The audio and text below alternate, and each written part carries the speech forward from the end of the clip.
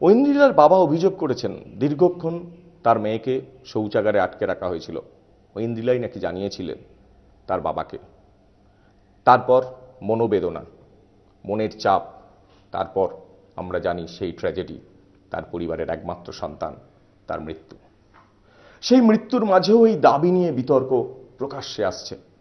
কারণ Christ church স্কুলের শিক্ষিকারা, ছাত্রীরা, এমনকি যে সাফাই কর্মী ঐন্দ্রিলাকে উদ্ধার করেছেন, এমন বার্তা উঠে আসছে সেই সাফাই কর্মী পর্যন্ত দাবি করছেন যে শৌচাগারের কথা বলা হচ্ছে সেই শৌচাগারের বাইরে থেকে বন্ধ করার কোনো সুযোগ নেই।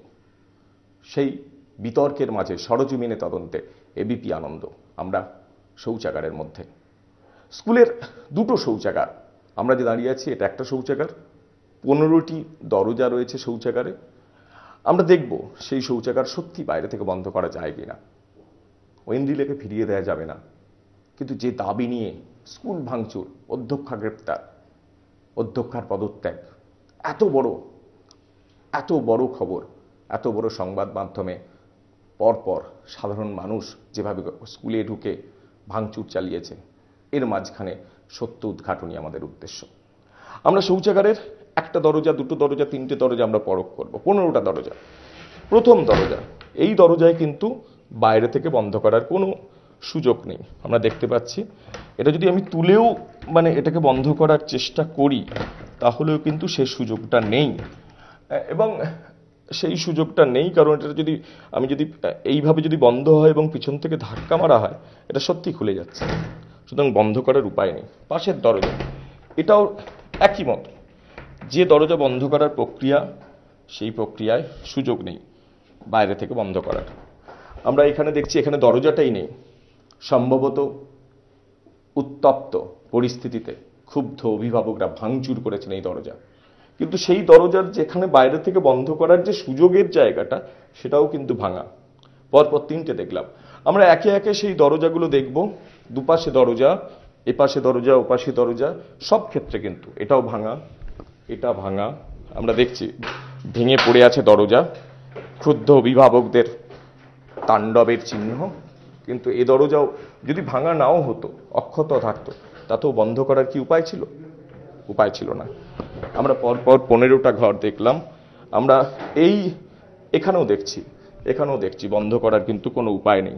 ঠিক এই শৌচাগারের পাশেই আরেকটি শৌচাগার, সিঁড়ি দিয়ে নেবে, ছাত্রীরা এভাবেই যাতায়াত করে। এই শৌচাগারে আমরা যাচ্ছি। এই শৌচাগারের দরজা অবশ্য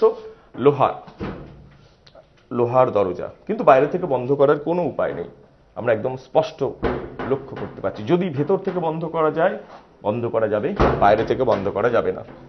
এটাও একই অবস্থা, পাশেরটাও একই অবস্থা। এগুলি অবশ্য পরপর তিনটি লোহার দরজার পর এটা কাঠের দরজা।